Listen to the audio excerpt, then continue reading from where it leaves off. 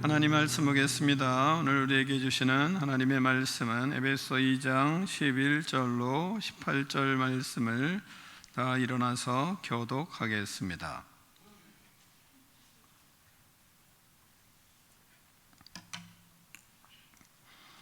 그러므로 생각하라. 너희는 그때에 육체로는 이방인이요 손으로는 육체에 행한 할례를 받은 무리라 칭하는 자들로부터 할례를 받지 않은 무리라 칭함을 받는 자들이라.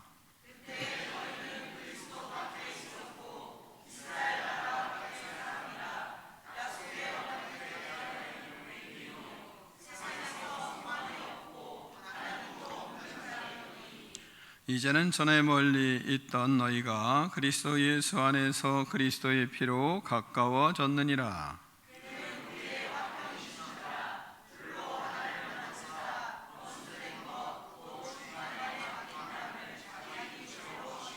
법조문으로 된 계명의 율법을 폐하셨으니 이는 이 둘로 자기 안에서 한 새 사람을 지어 화평하게 하시고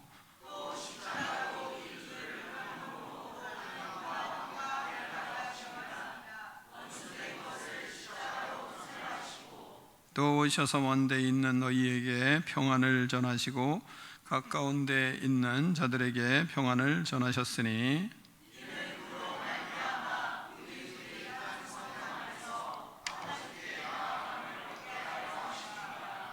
아멘. 하나님의 말씀을 읽고 우리의 고백을 하나님께 올려드리겠습니다. 주의 말씀은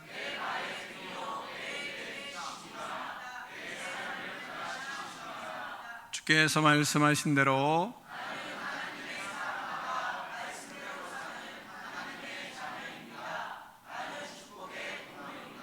오늘도 주의 말씀에 말씀하여 주옵소서. 아멘. 다 자리에 앉겠습니다. 말씀의 제목을 크게 두 번 읽겠습니다. 시작.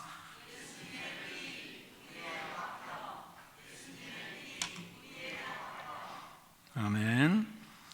사랑하는 성도 여러분, 신앙은 하나님께서 하라고 하는 것을 잘 해야 그래야 믿음이 굳건하게 세워지는 것입니다. 하나님께서 본문에서 생각하라는 것이 있습니다. 그러면 생각하라 하시면 그러면 자꾸 많이 생각하라는 것을 생각하면 그러면 믿음이 굳건해지는 것입니다. 주님이 우리에게 생각하라고 말씀하세요. 그러므로 생각하라 이렇게 말씀하십니다. 하나님께서는 예수님을 믿기 이전에 우리가 어떤 자였는지를 생각하라고 말씀하십니다. 우리는 예수 그리스도를 믿기 전에 어떤 사람이었습니까? 우리는 은혜를 받은 은혜에 사로잡힐 수 있는 방법은 바로 하나님이 하라고 하시는 것을 하면 그러면 삶이 은혜에 사로잡혀서 살게 되기 때문입니다. 11절과 12절 말씀을 같이 교독하겠습니다. 그러므로 생각하라. 너희는 그때의 육체로는 이방인이요 손으로 육체에 행한 할례를 받은 무리라 칭하는 자들로부터 할례를 받지 않은 무리라 칭함을 받은 자들이라.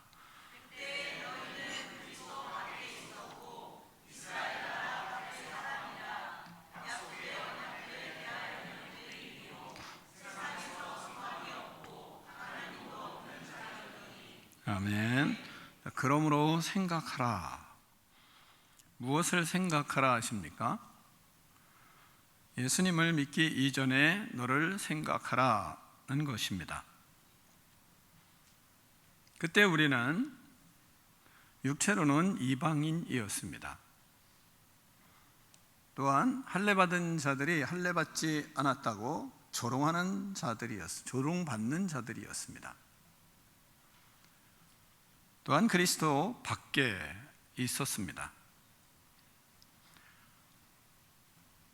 정체성 없이 방황하여 나는 누구인가에 대하여 항상 흔들렸던 사람들입니다. 성공과 직장, 사람들과의 관계 속에서 내가 누구인지가 좌우되었습니다. 남들이 해주는 말 한마디, 그 한마디에 기뻤다가 슬펐다가 좌절했다가 낙심했다가 그렇게 살았습니다. 그리스도 밖에 있었기에 내 존재 이유가 세상의 기준으로 그 기준에 따라서 자꾸 흔들리며 살았던 인생들이었습니다. 육체의 욕심이 원하는 대로 살았습니다. 몸이 끌리는 대로, 감정이 내키는 대로 육체의 쾌락이 기준이 되어서 살았습니다. 화나면 폭발하고 마음에 안 들면 승질내고 욕망에 사로잡혔고 그렇게 노예가 되어 살았습니다. 약속의 언약에 대하여 외인으로 이스라엘의 밖에 있었던 사람들이었다 이 말씀합니다. 세상에서 소망도 없었습니다. 하나님도 없는 자들이었습니다. 세상에서 뭔가 채웠지만 그러나 여전히 허전했던 인생들이었습니다.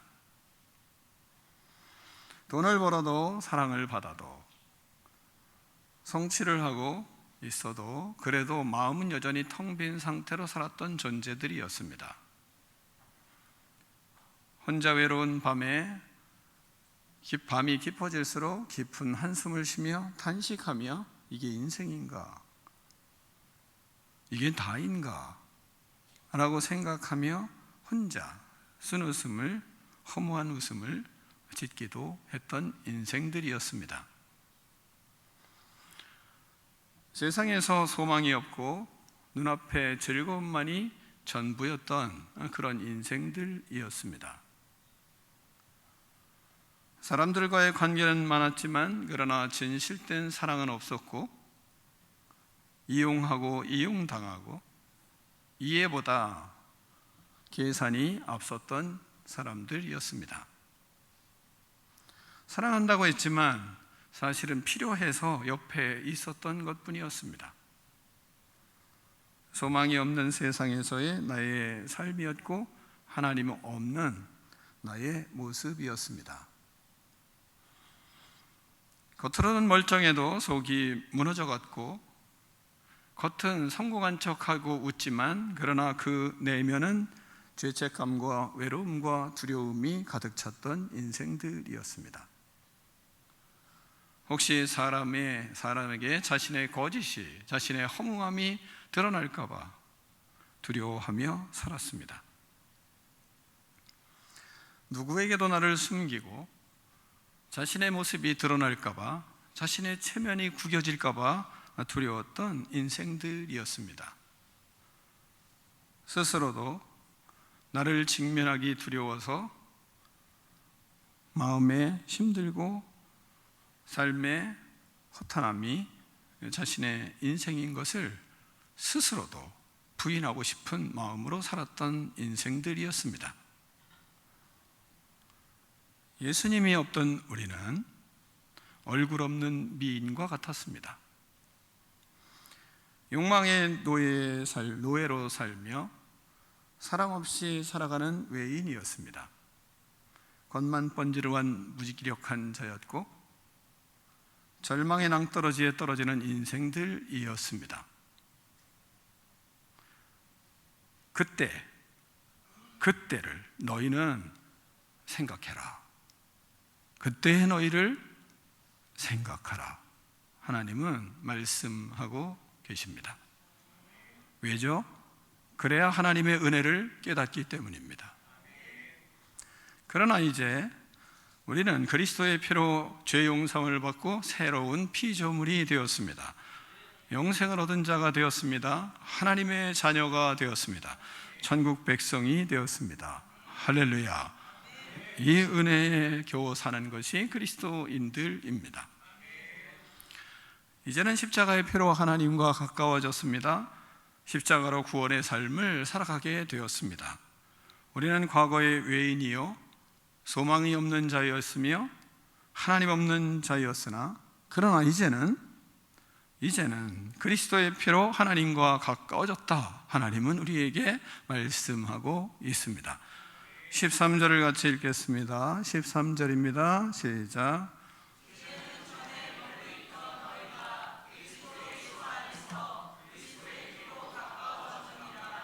아멘. 첫 번째는 그리스도의 피로 하나님께 가까워진 자입니다. 죄로 인해 가장 멀리 있었던 우리가 가장 가까운 곳, 하나님 안에, 하나님 품에 있게 되었습니다. 하나님 안에 있는 자녀로 이제는 예배가 어떠한 의무나 부담감이 아니라 기쁨과 영광의 시간이 되었습니다.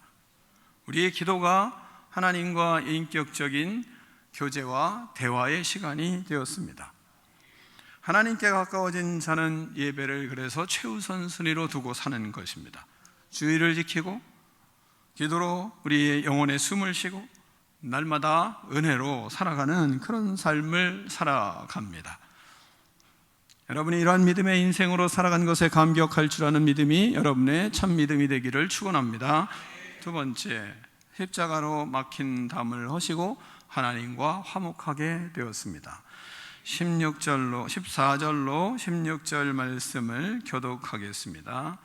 우리는 그의 화평이신지라 둘로 하나를 만드사 원수된 것 곧 중간에 막힌 담을 자기 육체로 허시고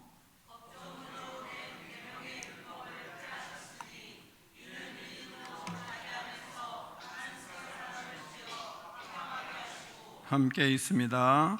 또 십자가로 이 둘을 한 몸으로 하나님과 화목하게 하려 하심이라. 원수된 것을 십자가로 소멸하시고. 아멘. 예수님은 우리의 화평이십니다. 십자가의 죽으심은 우리와 하나님 사이의 담이 헐어진 사건이었습니다. 율법을 폐하시고 은혜로 살게 하셨습니다. 그리스도 안에서 우리를 새 사람으로 만드셨습니다. 그리스도 안에 있는 우리는 그래서 화평인지라 화평케 하는 자가 되었습니다. 하나님과 화평하게 되었습니다. 원수들과 원수된 것을 십자가로 하나님이 다 소멸을 해 주셨습니다. 사람을 갈라놓는 죄의 장벽을 예수님께서 십자가로 다 허물어 버리셨습니다. 그리스도는 우리의 화평이십니다. 할렐루야. 모든 불편한 것을 그의 십자가로 다 화목하게 담을 허시고 화목하게 만들어 놓으셨어요. 평화롭게 하셨습니다. 우리가 가는 곳에 그래서 십자가가 있습니다. 우리의 말에 십자가가 있습니다. 우리의 행동에 십자가가 있습니다. 그래서 우리가 말할 때 사람들이 행복해야 하는 겁니다. 우리의 말이 다른 사람을 살리게 되어 있습니다. 죄악된 말이 사라졌습니다. 의로운 말이 우리의 말이 되었습니다. 정죄하는 말이 사라지고 화목해하는 말과 행동으로 평화를 가져오는 믿음의 사람으로 하나님이 우리를 세우셨습니다. 우리는 그래서 화평의 도구입니다. 평화의 도구입니다. 이것을 너무나 잘 깨달은 성인이 있잖아요. 성 프란시스코 성인이 있지 않습니까? 이것을 그래서 찬양을 하잖아요. 주여 나를 평화의 도구로 써주소서. 미움 있는 곳에 사랑을, 상처가 있는 곳에 용서를, 분열이 있는 곳에 일치를, 의심이 있는 곳에 믿음을 심게 하소서. 주여 나를 평화의 도구로 써주소서. 주소서. 이런 은혜로운 찬양이 있어요. 그러니까 프란치스코 성인은 자신의 인생에서 예수 그리스도를 만난 후에 자신을 하나님이 평화의 도구로, 어디 가나 평화를 가져오는 자로 우리를 세우신 것을 그는 절절히 느꼈던 것입니다. 서로 원수가 되어 싸우던 자들을 새 사람 되게 하셨습니다. 성도는 그래서 벽을 쌓는 사람이 아니라 벽을 허무는 사람들입니다. 사랑을 받은 자는 사랑합니다. 용서를 받은 사람은 용서합니다. 우리는 하나님의 사랑을 받았기 때문에 그래서 사랑의 생명을 거는 것입니다. 우리는 용서받았기 때문에 용서하는 것에 생명을 거는 사람들입니다. 하나님은 그렇게 우리를 하나님의 평화의 도구로 우리를 세우신 겁니다. 사랑하는 성도 여러분, 갈등 앞에서 십자가의 길을 선택하십시오. 화해를 미루지 마십시오. 누군가를 세우는 헌신이 여러분의 삶이 되기를 축원합니다. 십자가의 구원의 복음을 전하며 교회를 강건하게 세우는 성도가 되기를 축원합니다. 세 번째, 우리는 평안의 복음을 누구에게든지 전해야 합니다. 17절로 18절 말씀을 교독하겠습니다. 또 오셔서 먼 데 있는 너희에게 평안을 전하시고 가까운 데 있는 자들에게 평안을 전하셨으니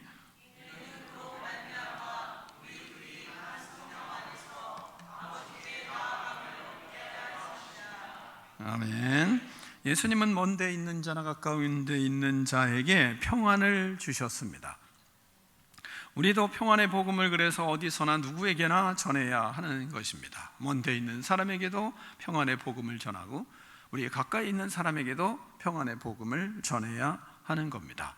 예수님이 그렇게 하셨고 또한 우리에게 그렇게 하라 하시기 때문입니다.